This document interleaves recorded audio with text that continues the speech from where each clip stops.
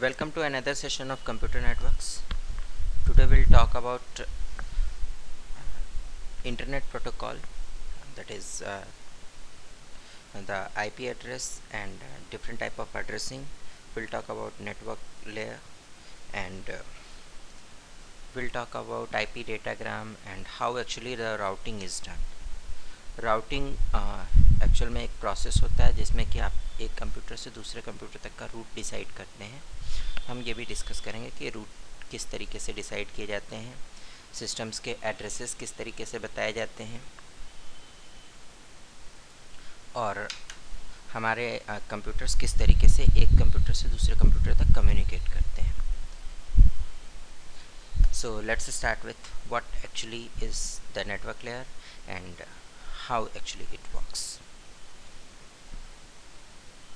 Network layer का काम है कंप्यूटर को अपना एक आइडेंटिटी प्रोवाइड करना, एड्रेस प्रोवाइड करना, एक ऐसा पता प्रोवाइड करना जिससे कि कंप्यूटर को पहचाना जा सके कि वो नेटवर्क में किस नाम से जाना जाता है, या किस तरीके से दो कंप्यूटर कम्युनिकेट कर रहे हैं तो पहले से हम दूसरे को आइडेंटिफाई कर लेते हैं कि हाँ इसी कंप्यूटर से ये मैसेज ओरिजिनेट हुआ है. इसका अगर हम फंक्शन डिस्कस करना चाहें तो इसका काम लॉजिकल एड्रेसिंग, राउटिंग, ये दो काम है बेसिक. लॉजिकल एड्रेसिंग क्या है? कुछ न्यूमेरिक एड्रेसेस प्रोवाइड किए जाते हैं हर मशीन को और उसके अलावा कुछ नाम प्रोवाइड किए जाते हैं जिन नाम से या आईपी एड्रेसेस से आप कंप्यूटर को कम्युनिकेट कर पाते हैं. राउटिंग प्रोसेस क्या है?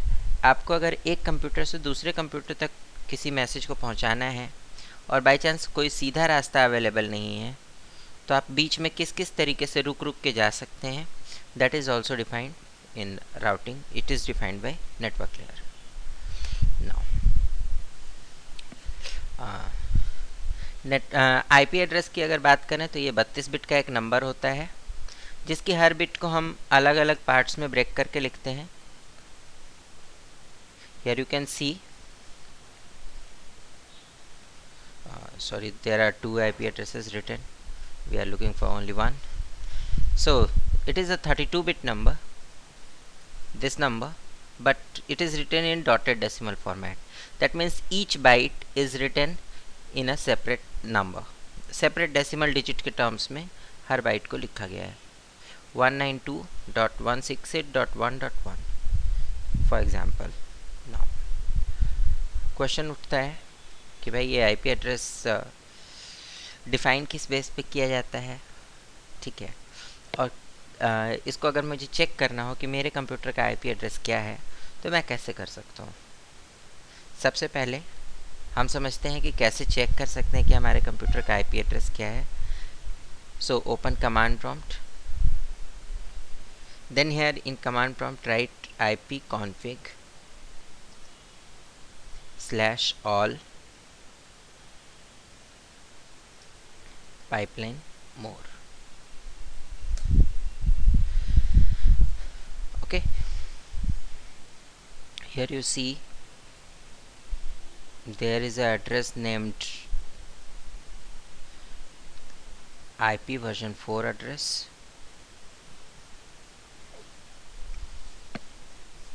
(10.20.20.127). अगर आपके पास एक से ज़्यादा इंटरफेसेस हैं नेटवर्क के लिए, अगर आपके पास सपोज़ एक से ज़्यादा इंटरफेसेस लगे हुए हैं तो जैसे इस मशीन में 3 इंटरफेसेस हैं तो ये तीनों इंटरफेस को अलग अलग शो कर रहे हैं. ठीक है, सो आपको पाइपलाइन मोड देना ज़रूरी है. अगर आपके पास एक ही लैन कार्ड लगा हुआ है तो उस केस में ये पाइपलाइन मोड देना ज़रूरी नहीं होता.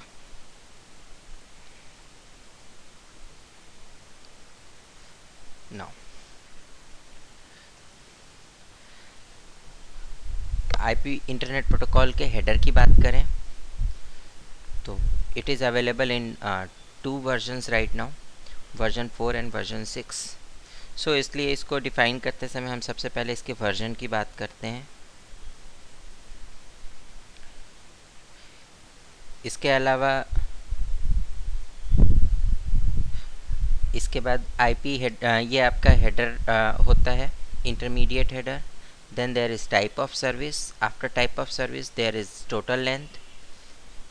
यहाँ से लेके यहाँ तक का जो लेंथ है ये 32 बिट का है. Then comes ID field. ID मतलब आइडेंटिफिकेशन कि पैकेट नंबर कितना है एंड सो ऑन. ठीक है.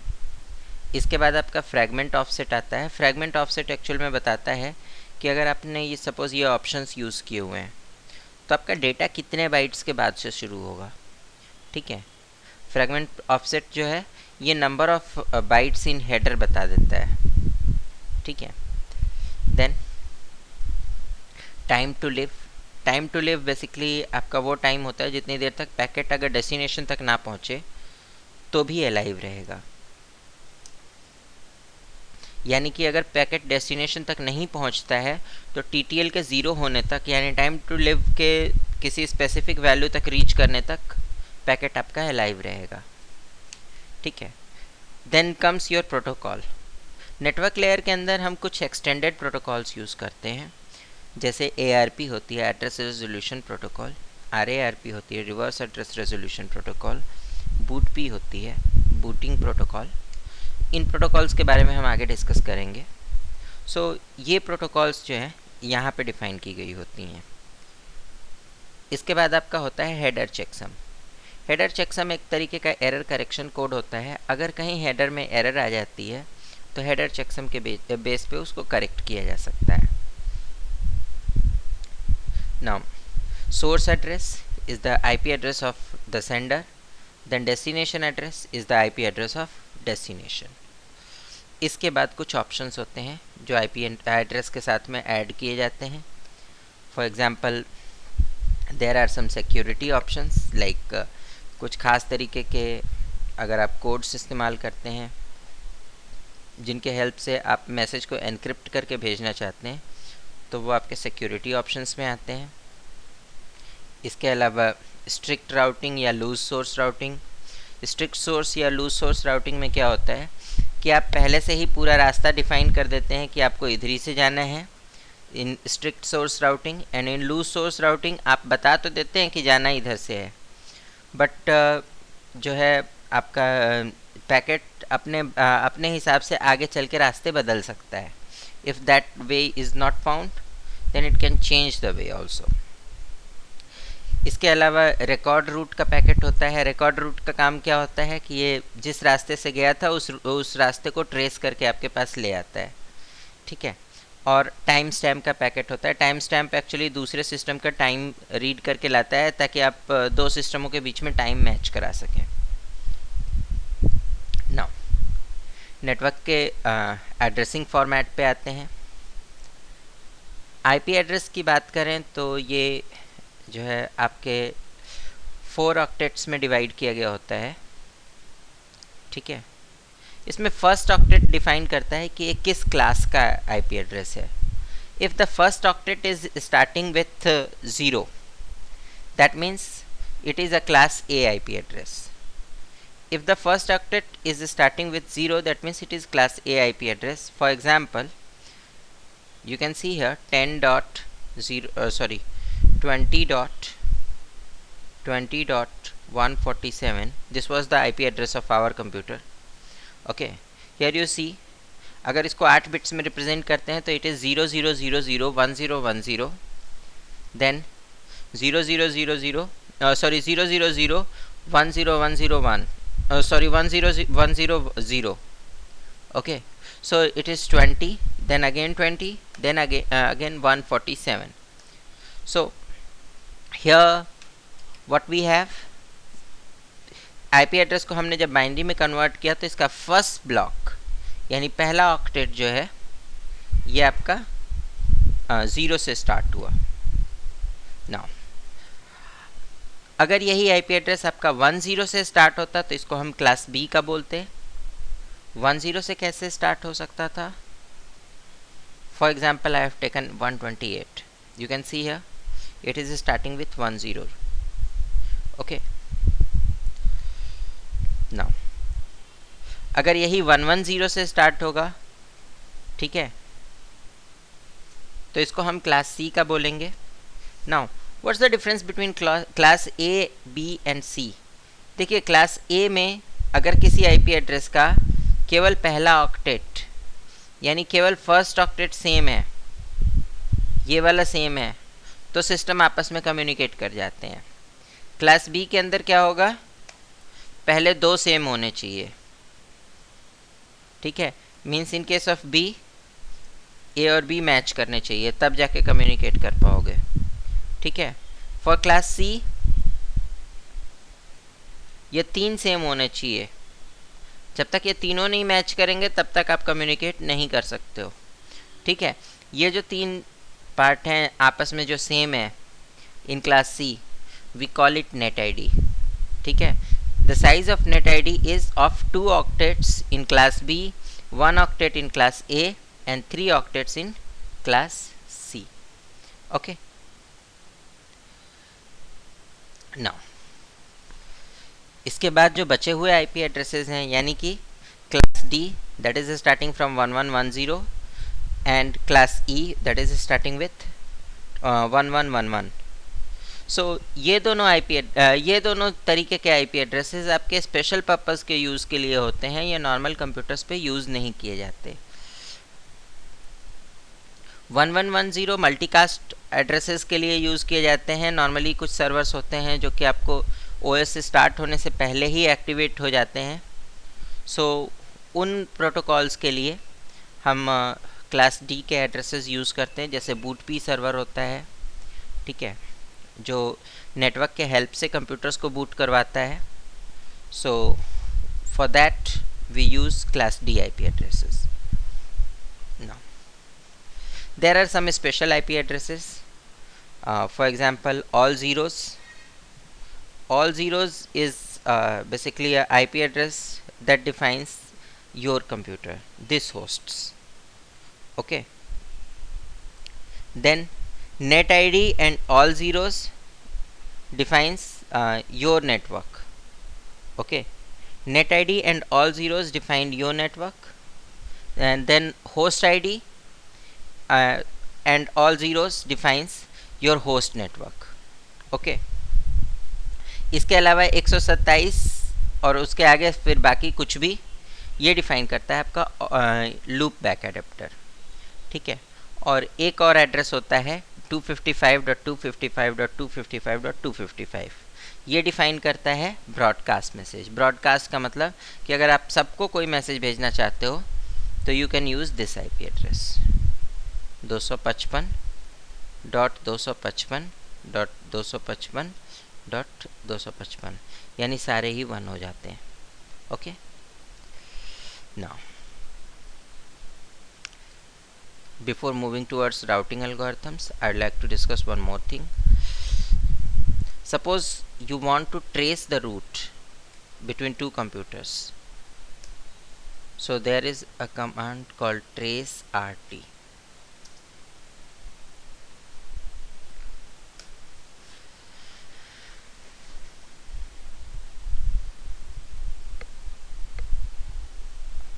Now the question arises, why actually I have taken this before routing.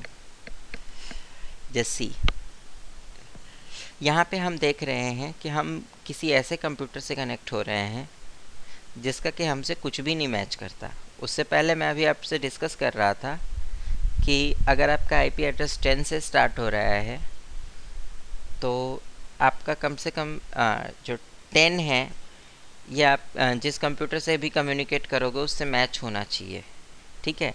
But हम तो जिस कंप्यूटर से कम्युनिकेट करने जा रहे हैं yahoo.com, इसका आईपी एड्रेस है 98.139.183.24 और हमारे कंप्यूटर का क्या था 10.20.20.147। फिर हम इससे कैसे कनेक्ट हो गए?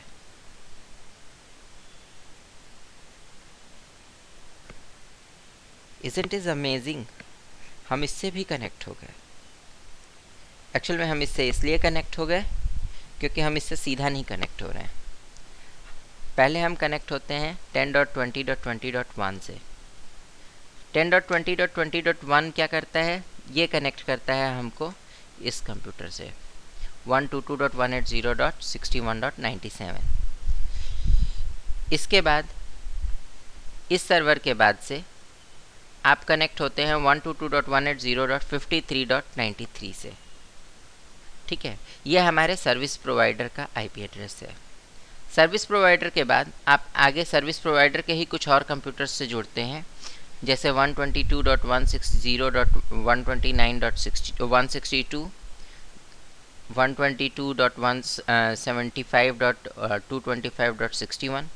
ये ज़रूरी नहीं है कि हर बार आपको यही रूट मिले, और इस तरीके से आप मूव करते हुए याहू के सर्वर तक पहुंचते हैं। याहू के सर्वर पे पहुंचने के बाद वो डिसाइड करता है कि हाँ, आप इस पर्टिकुलर सिस्टम से साइट को रीड करेंगे। सो हमने ट्रेस किया कि हम किस तरीके से याहू के सिस्टम तक पहुंच रहे हैं, तो बीच में हमें ये सारे सिस्टम्स मिले। क्वेश्चन उठता है कि फिर ये रास्ता हम कैसे पहचान सकते हैं। इस रास्ते को पहचानने के लिए हमारे पास होते हैं राउटिंग एल्गोरिथम। ठीक है, राउटिंग एल्गोरिथम में पहली जो हमें समझने वाली चीज़ है, that is just wait for a moment.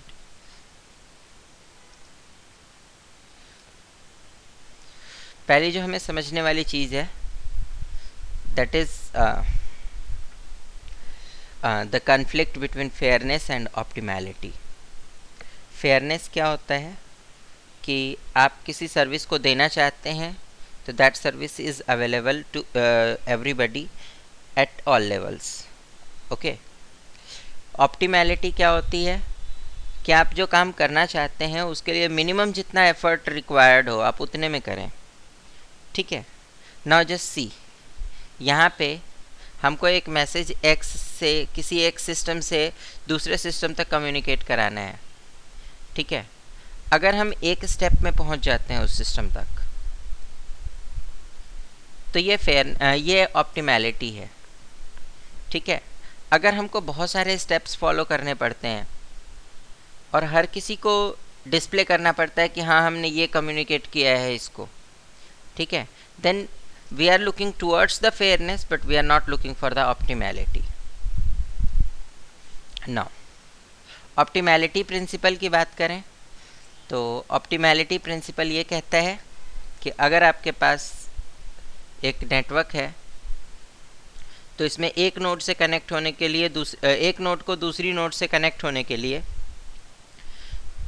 एक ही रूट अवेलेबल होना चाहिए, मल्टीपल रूट्स नहीं होने चाहिए। ठीक है, यहाँ एक सबनेट दिखाया गया है। Subnet is a part of network, और दूसरे डायग्राम के अंदर आप देख सकते हैं कि उसकी एक ट्री दिखाई गई है। यानी कि यहाँ पे जो दूसरा वाला डायग्राम है इसमें कोई भी क्रॉस लिंक्स अवेलेबल नहीं है। एक सिस्टम से दूसरे सिस्टम पे जाने के लिए केवल एक ही रास्ता अवेलेबल है। कहीं भी ऐसा नहीं होगा कि आपको मल्टीपल पाथ से एक सिस्टम से दूसरा कनेक्ट होता हो। नाउ अब राउटिंग का काम क्या है? सबसे छोटा रास्ता ढूंढना ताकि हम बड़े आराम से दूसरी डेस्टिनेशन तक पहुंच जाएं। ठीक है, इसके लिए हम बहुत सारी टेक्निक्स यूज़ करते हैं। यहाँ पे आप देखिए, ए से डी तक जाने के लिए आपको अगर शॉर्टेस्ट पाथ चाहिए तो जो उसके बीच में डायरेक्ट एरो है आप उसको प्रेफर करेंगे। बट अगर डायरेक्ट एरो ना होती तो उसके बाद फिर हम देखते कि इसमें से सबसे छोटा पाथ कौन सा है। Now just see, here is another diagram. मुझे कनेक्ट होना है इसमें ए से डी तक। ठीक है, ये जो साथ में नंबर लिखे हुए हैं ये एक्चुअल में डिस्टेंसेस हैं। डिस्टेंस का मतलब इनफैक्ट होता है कि आपको टाइम ड्यूरेशन कितना लगता है यहाँ से यहाँ पैकेट भेजने में। So here you see, 2 unit of time में ए से बी पे पैकेट चला जाएगा, 6 यूनिट ऑफ टाइम में ए से जी पे जाएगा। सो पहले कौन सा प्रेफर करेंगे? बी को। ठीक है, देन बी पे आ गए, यहाँ से ई पे पैकेट जा सकता है, यहाँ से सी पे पैकेट जा सकता है। बट पैकेट आपका सी पे अगर जाता है तो 7 यूनिट ऑफ टाइम लगेगा। हम प्रेफर करेंगे ई के पास भेजना। ठीक है, ई के पास पहुँच गए। अब सॉरी ई के पास पहुंच गए। अब ई के बाद यहाँ से हमारे पास ऑप्शन है, एक रास्ता हमारा 2 यूनिट का है जो ई से एफ को जाता है, और एक रास्ता है हमारा 1 यूनिट का जो ई से जी को जाता है। So what we have done, we have selected the smallest path, but here we found कि यहाँ पहुँचने के बाद अब ये 4 यूनिट का रास्ता है। कम बैक, यहाँ से पता किया तो ये 2 यूनिट का रास्ता था जिससे हम यहाँ पहुँच सकते थे।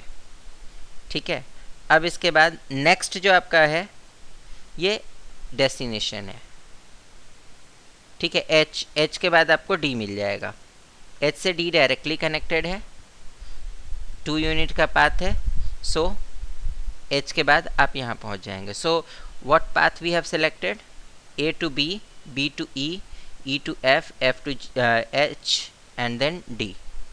ठीक है, and what is the actual time that we have taken, 2 unit here, 2 unit here 4, 2 unit यहाँ पे 6, 8, 10, 10 यूनिट्स।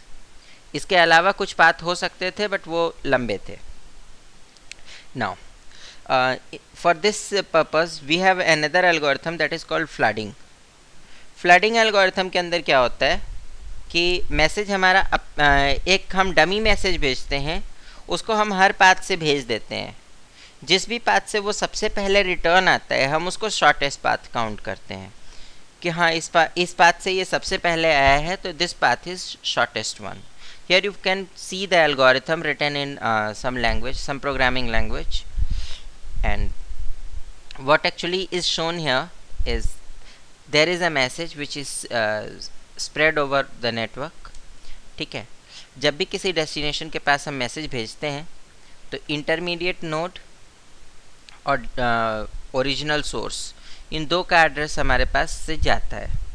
ठीक है, बीच में अगर कोई भी इसको नोड रिसीव करता है तो उसमें इंटरमीडिएट नोड के तौर पे अपना नाम डाल करके इसको फिर से सबको डिस्ट्रीब्यूट कर देता है। अब पैकेट क्योंकि इनफाइनाइट टाइम तक ना चले, इसके लिए हम उसको एक टाइम टू लिव या नंबर ऑफ होप काउंट्स देते हैं। होप काउंट क्या होता है कि कितने सिस्टमों तक जाने के बाद भी ये पैकेट अलाइव रहेगा। ठीक है, नॉर्मली ये होप काउंट हमारा जो है 33 या 50 के आसपास होता है, 33 से 50 के बीच में होता है depending on the network. if you are using basically internet then it is around 33-34, and if you are using your own LAN then it is somewhat a smaller one. Okay, now there is another routing algorithm called distance vector routing।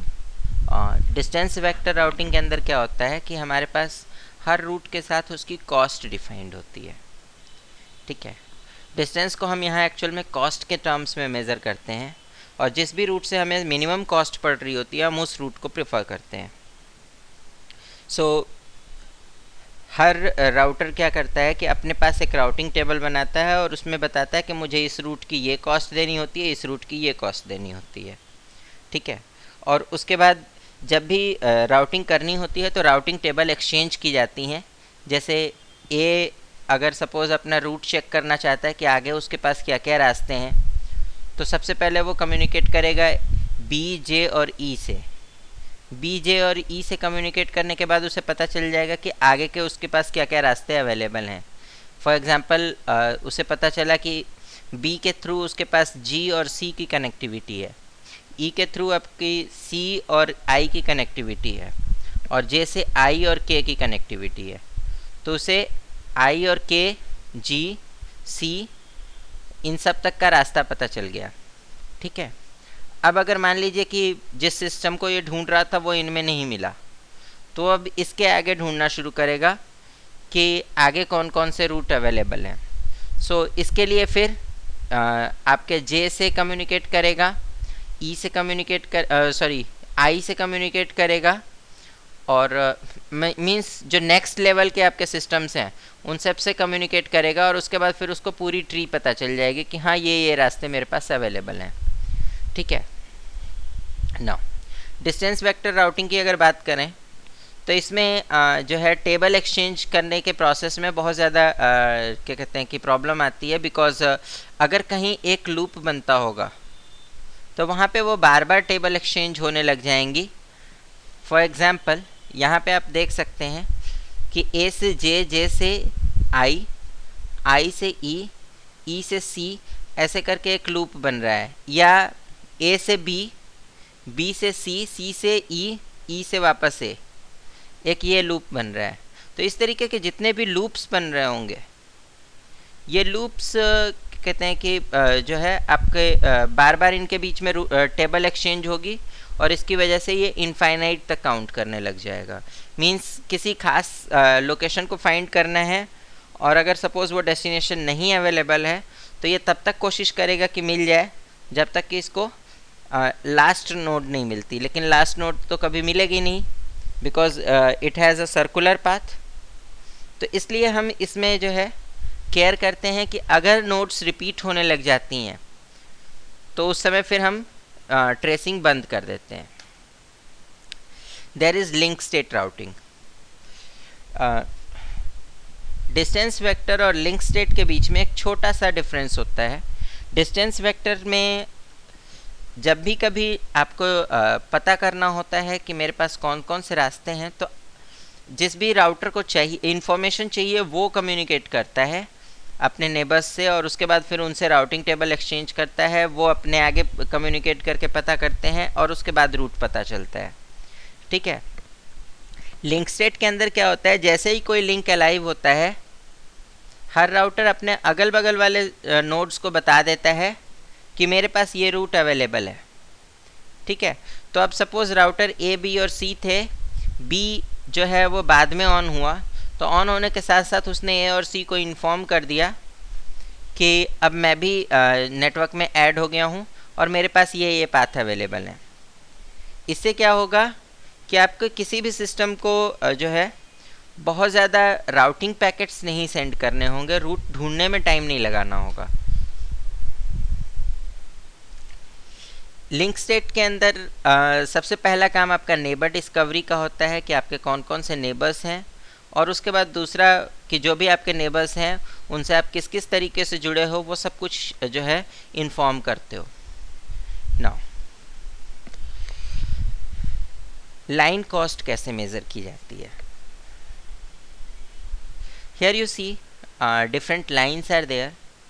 अब यहाँ पे हमारे पास कई lines available हैं। अब एक ही suppose दो network हैं ईस्ट और वेस्ट। ठीक है। ईस्ट से वेस्ट को कनेक्ट करने के लिए मेरे पास दो लाइन्स अवेलेबल हैं। अब इन दोनों लाइनों की कॉस्ट अगर मेरी अलग अलग है, अलग अलग तरीके के लिंक है, तो हम इनकी कॉस्ट किस तरीके से ऐसे मैनेज करें कि मिनिमम कॉस्ट में हम अपने पैकेट्स सेंड करें। For this what we do is we check about the cost, we put that as distance, और उसके बाद हम इस तरीके की कुछ टेबल्स क्रिएट करते हैं जिसमें हम हर नोड से हर नोड तक जाने के रास्ते डिफाइन करते हैं इन टर्म्स ऑफ कॉस्ट। ठीक है। जो भी आपका मिनिमम कॉस्ट वाला पाथ होता है वो प्रेफर किया जाता है।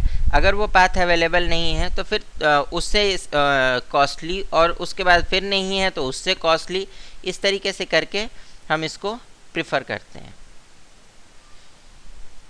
Now here you see that distributed link state packet आपके किस तरीके से भेजे जाते हैं, और हर पैकेट के साथ उसका एक लाइफ टाइम डिफाइन किया गया होता है कि ये कितनी देर तक अलाइव रहेगा। Now there is a hierarchical concept. Hierarchical routing के अंदर क्या होता है, we have suppose multiple regions, in each of the region we have some systems. So यहाँ पे जैसे आप देख सकते हैं रीजन 1 के अंदर कुछ कंप्यूटर्स हैं, रीजन 2 के अंदर हैं। ठीक है। अब इसमें रीजन 1 के अंदर दो हमारे पास लिंक्स हैं, एक जो है वो रीजन 2 को जाता है और एक रीजन 3 को जाता है। ठीक है। आप इधर जो टेबल देख रहे हैं ये 1A के हिसाब से बनाया गया है। 1A is the system located in region 1। Okay. Different systems के लिए कम्युनिकेशन करा करके देखा गया है कि 1B से ये डायरेक्ट सिंगल होप्स के बीच में कनेक्टेड है, 1C से ये सिंगल होप से कनेक्टेड है। फिर इसके बाद ये नंबर ऑफ होप्स काउंट है using different ways. For example अगर 5A तक आना चाहते हैं तो आप यहाँ से इस पे आए, यहाँ से इस पे आए और इसके बाद इस पे आए, यानी कि 1 2 3 इस तरीके से 5A से अगर आप कनेक्ट होना चाहते हैं तो आपके पास टोटल 4 होप्स पड़ते हैं। 1A से 1C पे 1, देन 2, देन 3 और ये चौथा। ठीक है, इसी तरीके से 5B से अगर कनेक्ट होना चाहते हैं तो हियर यू हैव 1 2 3 4 5। ठीक है, 5C से कनेक्ट होने के लिए आपके पास 5 होप्स पड़ते हैं बीच में। ठीक है, और लिंक हमने कौन सा यूज़ किया, 1B वाला। 1C वाला भी हम यूज़ कर सकते थे, उससे भी हमें जो है उससे हमें नंबर ऑफ होप्स ज़्यादा पड़ जाते। ठीक है, now there is a broadcast routing. Broadcast routing के अंदर क्या होता है कि हम एक मैसेज को सभी सिस्टम्स तक पहुंचाते हैं और उसके बाद उसको रिटर्न वहां से रीड करते हैं। ठीक है, जो आपकी रिवर्स पाथ होती है उसको ट्रेस किया जाता है और ट्रेस करने के बाद जिस भी पाथ से आपका सबसे पहले मैसेज आया होता है सारे पैकेट्स उसी रास्ते से भेज दिए जाते हैं। There are some multicast routings. Multicast में क्या होता है कि आपका एक पैकेट कई सिस्टम्स तक भेजा जाता है but it is not sent to everyone. जब भी डेस्टिनेशन मिल गया तो उसके बाद फिर वो पैकेट आपका रिटर्न होना शुरू हो जाता है। नाउ मोबाइल नेटवर्क्स के अंदर कैसे राउटिंग की जाती है। इनफैक्ट हम मोबाइल पे भी इंटरनेट यूज़ करते हैं तो it also works like our normal computer system, LAN जैसा ही वर्क करता है। इसमें क्या होता है कि जो भी आपका BTS होता है, बेस ट्रांसीवर स्टेशन, वो आपका कनेक्ट होता है normal public switch data network से, मतलब इंटरनेट से। ठीक है, आप जो कम्युनिकेट करते हैं, जो भी कुछ कम्युनिकेट करते हैं, आप नियरेस्ट टावर से कम्युनिकेट करते हैं। वो टावर जो है एक्चुअल में BTS कहा जाता है। तो वो टावर आपके मोबाइल से कम्युनिकेट करके एक वर्चुअल लिंक क्रिएट करता है और आप जो भी कम्युनिकेशन करते हैं राउटिंग आगे की बिल्कुल इन्हीं एल्गोरिथम्स पे होती है। ठीक है, और जो आपके मोबाइल से लेकर के और उस BTS तक का कम्युनिकेशन है बस उतना ही वायरलेस होता है। आप अगर एक सेल से दूसरी सेल में स्विच करते हैं, सपोज़ आप यहाँ थे, यहाँ से आप बाहर निकल रहे हैं और यहाँ आ गए, तो यहाँ पे जो भी सेल होगी उस सेल के करस्पॉन्डिंग यहाँ पे जब स्विच कर रहे हैं उस दौरान दोनों के टावरों से आप एक साथ कनेक्टेड होंगे। ठीक है, अगर ये सेम MTSO के अंडर आते हैं, सेम एक्सचेंज के अंदर आते हैं, तो आप बिना किसी चेंज के इस पे मूव कर जाएंगे। अदरवाइज़ अगर ये डिफरेंट MTSO के अंदर आते हैं, एक इससे कनेक्टेड था और दूसरा वाला इससे कनेक्टेड है, उस कंडीशन में जब भी आपकी कॉल स्विच हो रही होगी या जब भी आपका कनेक्शन स्विच हो रहा होगा, उस दौरान कुछ देर के लिए आप इससे और इससे दोनों से कनेक्टेड होंगे और ये उस लोकेशन को रूट कर रहा होगा जिस पे कि आप इससे पहले से कनेक्टेड थे। वेल, मोबाइल होस्ट की बात करें तो इनके अंदर जो राउटिंग होती है इसका सीधा सा प्रोसेस यही होता है कि पहले ये पैकेट को जो है अपने नियरेस्ट टावर तक कम्युनिकेट करते हैं। टावर आपका जो है नियरेस्ट एक्सचेंज तक पहुंचाता है, एक्सचेंज उसको आपके नॉर्मल सिस्टम तक पहुंचा देता है, पब्लिक स्विच डेटा नेटवर्क तक पहुंचा देता है। आगे की राउटिंग आपकी पब्लिक स्विच डेटा नेटवर्क की होती है। Now there is a concept called ad hoc networking. Ad hoc network क्या होता है, कभी कभी हम कुछ स्पेशल पर्पस से कुछ छोटे नेटवर्क्स क्रिएट करते हैं, जैसे अर्थक्वेक आया या किसी तरीके की इमरजेंसी हुई, वहाँ पे हमें अगर शॉर्ट टाइम में कुछ कम्युनिकेशन पहुँचाना है तो उसके लिए हम कुछ क्या कहते हैं कि छोटे लेवल के नेटवर्क्स क्रिएट करते हैं और वो ज़्यादा देर के लिए नहीं होते, वो शॉर्ट टाइम पीरियड के लिए होते हैं, तो इसलिए उनको एडहॉक नेटवर्क बोलते हैं। एडहॉक नेटवर्क्स में जो है आपकी रिक्वायरमेंट जो होती है इनकी नॉर्मली बैटल फील्ड के अंदर होती है, जैसे मिलिट्री की गाड़ियाँ कंट्रोल करनी है या उनको रूट करना है, ठीक है, या आपको शिप्स को पोजीशन करना है या किसी और तरीके की इमरजेंसी है, ठीक है। तो इस तरीके के केस में हम एडहॉक नेटवर्क्स यूज़ करते हैं, ठीक है। राउटिंग प्रिंसिपल यहाँ भी वही होता है कि आप जब भी कम्युनिकेट करते हैं, राउटिंग आपके इंटरनल नेटवर्क के अंदर तो बिल्कुल वैसे ही होती है।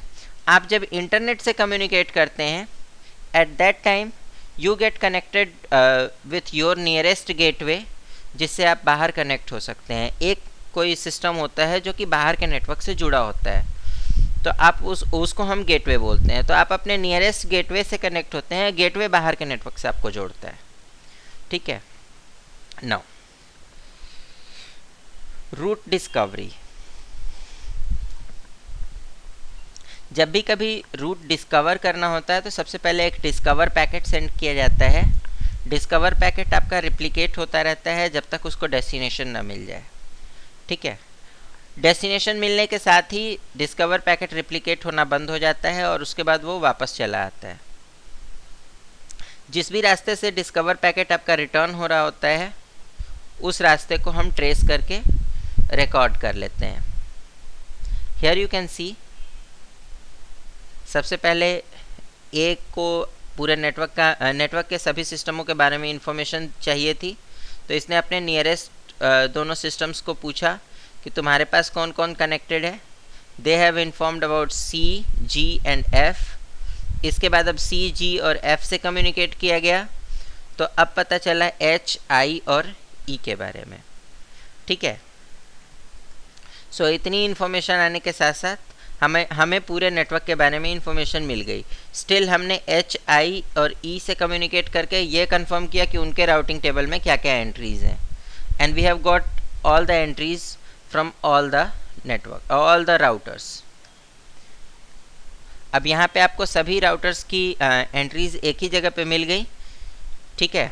So in this way in node A you can find all the systems available. इसी तरीके से हम किसी भी नोड पे इसको चेक कर सकते हैं। नाउ रूट डिस्कवरी के जो आपके पैकेट्स होते हैं उसके अंदर आपके ये इन्फॉर्मेशंस एडेड होती हैं: source address, request ID, destination address, source sequence, destination sequence और इसके बाद होप काउंट। जो इसमें रिप्लाई पैकेट होता है उसके अंदर अगेन इन सभी इंफॉर्मेशंस के अलावा लाइफ टाइम एक ऐड हो जाता है। That means source address, destination address, then destination sequence, hop count and finally life time. Now root maintenance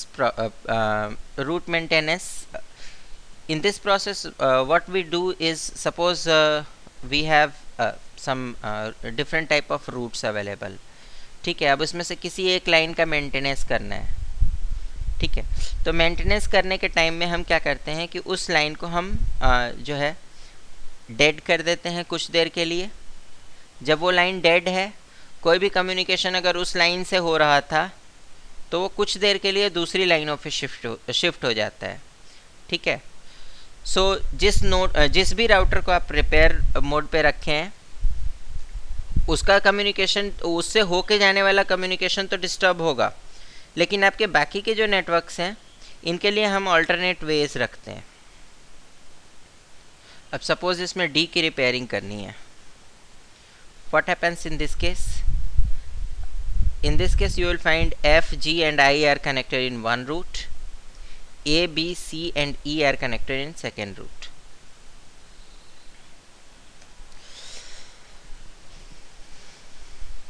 IP header datagram. We have already discussed about this particular thing, but still just have a look again. Here we have version number, we have type of service, we have total length, we have identification field, fragment offset, time to live, protocol, header checksum, source and destination, and then some options. Here we have discussed about checksum. It is a kind of error correction code. So let's discuss about what actually is checksum. checksum क्या होता है? 16 bit के groups club किए जाते हैं, और अगर उनका हम वर्टिकल एक्सॉर ले लेते हैं, वर्टिकल ऐड ले लेते हैं, ठीक है, तो that is called checksum. For example, I have supposed this information. ठीक है, मैंने क्या किया, इसको इस तरीके से जोड़, sorry,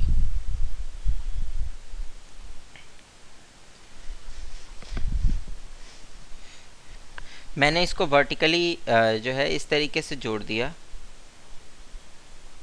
8 ones, sorry 8 ones and 8 ones, ठीक है. तो जहाँ भी हमको ऑड नंबर ऑफ वंस मिलते हैं वहाँ हम 0 लिखते हैं, जहाँ जहाँ इवन नंबर ऑफ वंस होते हैं वहाँ हम 0 लिखते हैं, जहाँ ऑड नंबर ऑफ वंस होते हैं वहाँ हम 1 लिखते हैं, ठीक है. In this case 255, 255, 255, 255, you will find all values coming to be 0. Okay, अगर सपोज इसमें कुछ ऐसा केस होता कि सपोज किसी बिट में हमें ये मिल रहा होता, ठीक है, किसी में हमें ये मिल रहा होता, या किसी में हमें ये मिल रहा होता,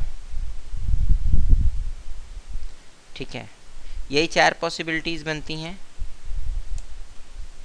तो 1 1 वाले को भी 1 कहा, इसको हम इसको हमने 1 कहा, 1 1 वाले को,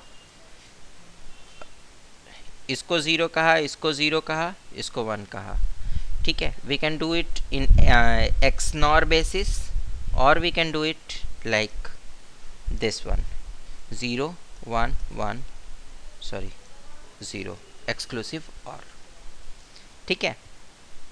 सो दोनों तरीक़ों से हम कर सकते हैं. checksum के अंदर क्या होता है कि अगर एरर आती है तो हमें ये पता चल जाता है कि yes there is error, but we cannot correct it. This is one small problem. Now there is a thing called fragmentation. Fragmentation क्या होता है कि हम जब भी कुछ हमें मैसेज भेजना होता है, अगर वो बहुत बड़ा मैसेज होता है तो उसको हम टुकड़ों में तोड़ देते हैं. Now the question arises, why actually we break it into fragments. देखिए, जब आप कोई इन्फॉर्मेशन भेज रहे हैं तो जितने नंबर ऑफ बिट्स उसके अंदर ज़्यादा होंगे उसमें एरर आने के चांसेस उतने ज़्यादा होते जाते हैं. अब एरर आने के चांसेस ज़्यादा हैं तो दैट मीन्स हमें एरर करेक्ट करने के लिए उस पैकेट को छोटा करना ही पड़ेगा, ठीक है. So here we go for the fragmentation. जितना छोटा फ्रैगमेंट रहेगा उतना ज़्यादा एक्यूरेट डेटा जाएगा, बट हम इसको इतना छोटा भी नहीं कर सकते कि एक एक बिट के मैसेजेस भेजने लग जाएं, अदरवाइज रिडंडेंसी ज़्यादा हो जाएगी. फ्रैगमेंट आपका कुछ ऐसे बिट्स होती हैं जिनको कि वंस और ज़ीरोज़ के कॉम्बिनेशन में रखा जाता है, और इनको जो है हम छोटे टुकड़ों में भेजते हैं. शॉर्टर लेंथ होने की वजह से ये जो है बहुत ज़्यादा एक्यूरेट जाती हैं. नॉर्मली 8 बिट्स या इसके ऑर्डर की होती हैं, 8 बाइट्स या इसके ऑर्डर की होती हैं, that is around 64 bit. Now there is one small task for you. Define different types of routing protocols and define fragmentation. That's all for today. Thank you.